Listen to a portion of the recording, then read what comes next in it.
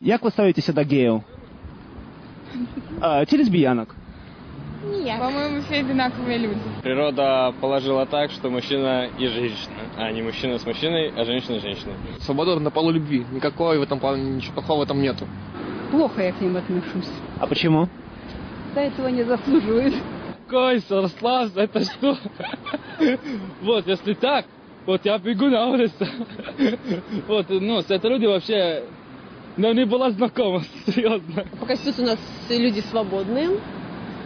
Ну и я думаю, что за это осуждать их нельзя, просто они тоже имеют право на жизнь, на полноценную жизнь в нашей стране. Среди лиц с нетрадиционной ориентацией, как вы говорите, есть такие, перед которыми мы преклоняемся. Возьмите вы Чайковского, к тому же. Возьмите вы знаменитого актера французского Жана Море. Это великие люди.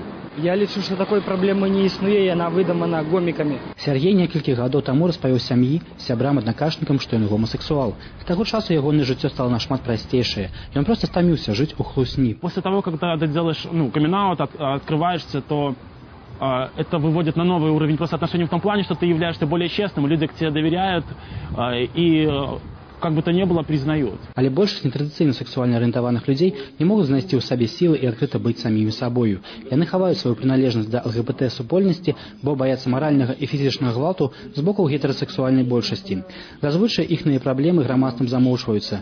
Каб падняць пытанне пра становішча нетрадыцыяналаў у Беларусі, у Менску прайшла міжнародная канферэнцыя ЛГБТ-рух і неўрадавай арганізацыі. Удзел у ёй узялі прадстаўнікі шматлікіх арганізацый, якія абараняюць правы геяў і лесбіянак. Мяркую, што пры падтрыманні еўразвязу людзі нарэшце зразумеюць, што ідзецца не пра барацьбу за папулярнасць, але, даспадобы ім ці не, а тое, што свабода слова існуе для ўсіх, а не толькі для тых, хто вам падабаецца.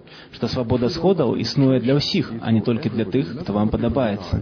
ЛГБТ-скарачэнне утворанае першымі літарамі саманазваў прадстаўнікоў сексуальных і гендерных меншасцяў. І закліканае яно азначыць супольнасць лесбіянак, геяў, бісексуалаў і трансгендераў, аб'яднаных агульнымі інтарэсамі, праблемамі ды мэтамі. І асноўная ідэя гэта роўныя правы і адсутнасць дыскрымінацыі гомасексуалаў. Дасягнуць гэтага можна адкрытасцю, выхаваннем, правядзеннем публічных акцыяў, скіраваных на тое, каб звярнуць увагу на становішча геяў і лесбіянак у сучасным грамадстве. Беларускі ЛГБТ-рух зараз пачынае толькі аб'ядноўвацца вакол некалькіх арганізацый, ініцыятыўных груп. Вось і ўжо назіраецца нейкая бачна ўжо нейкая дзейнасць гэтых арганізацый, і сённяшняя канферэнцыя, і сённяшняя фінал беларускага конкурса «Привести месціва Беларусь-2009» у самым цэнтры беларускай сталіцы аб гэтым сведчыць. У Беларусі ўпершыню за апошнія 7 гадоў гомасексуалы так маштабна заявілі пра свае існаванне, што яны хочуць жыць без страху за сваю адрознасць ад гетэрасексуальнай большасці, што яны не хочуць жыць у замкнёнай прасторы, а адкрытыя для стасункаў і ў прынцыпе вельмі вясёлыя людзі, якія ўмеюць кахаць і быць каханымі. У клубе, дзе праходзіў конкурс «Міс Дзіва 2009», быў аншлаг. Прытым адрываліся напаўніцу не толькі прадстаўнікі ЛГБТ-супольнасці, але і гетэрасексуалы. Падтрымаць канкурсантаў прыйшлі і медыяперсоны беларускага шоу-бізнесу.